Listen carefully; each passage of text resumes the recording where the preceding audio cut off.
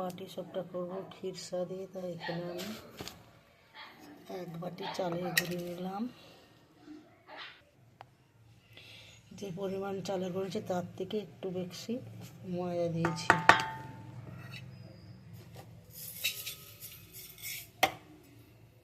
4 চামচের মতন চিনি দিয়েছি।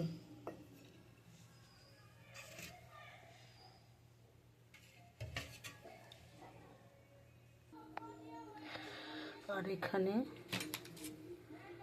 স্বাদ অনুযায়ী চিনি নিয়েছি। ভালো করে সবগুলো মিশিয়ে নেব।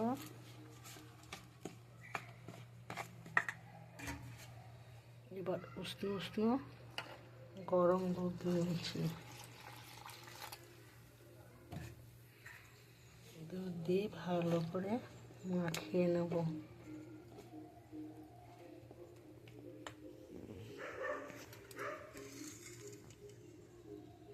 ভালো করে দুধ দিয়ে মাখিয়ে নেব।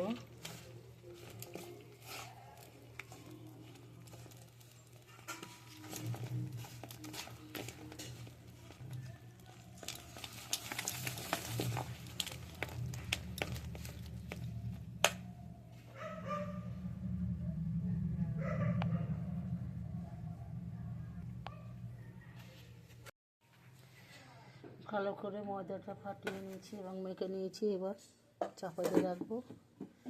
এদিকে খিরসা তৈরি করব।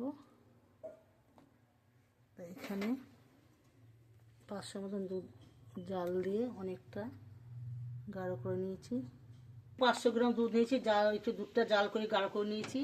এবার এখানে 1 বাটি গুঁড়ো দুধ দিয়ে দিচ্ছি। ময়দা 1/2 বাটি, গুঁড়ো 1/2 বাটি নিয়েছি, রান্না করে নেবো। আর এখানে নিয়েছি কিছু কিশমিশ আর হচ্ছে এলাচ গুঁড়ো দিয়ে দিচ্ছি। দিয়ে এবার খিরসাটা আমি ভালো করে নেড়ে রান্না করে নেবো। কলা বাটি চিনি দিয়ে দিলাম। এবার খিরসাটা ভালো করে আমি রান্না করে নেবো। খিরসাটা আমার কড়াইতে আগের থেকে গ্যাসে বসিয়ে তেল দিয়ে এবার পাটি জারাগুলো আমি ভেজে নিচ্ছি। এটা হয়ে গেছে, এবার তুলে নেব।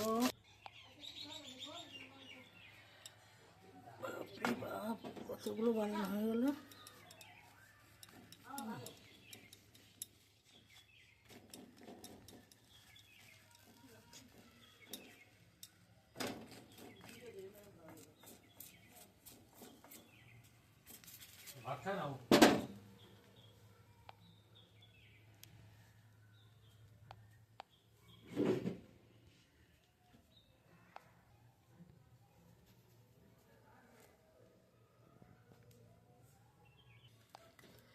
সব ক্ষীর তৈরি করে ক্ষীর দিয়ে পাটিসাপটা আমার তৈরি করা হয়ে গেছে।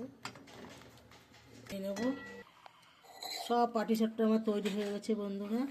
আমার পাটিসাপটা দেখে যদি ভালো লাগে আপনারা লাইক কমেন্ট শেয়ার করবেন এবং একটা সাবস্ক্রাইব করতে ভুলবেন না। আবার ঠাকুমার রান্নাঘরে দেখা হবে।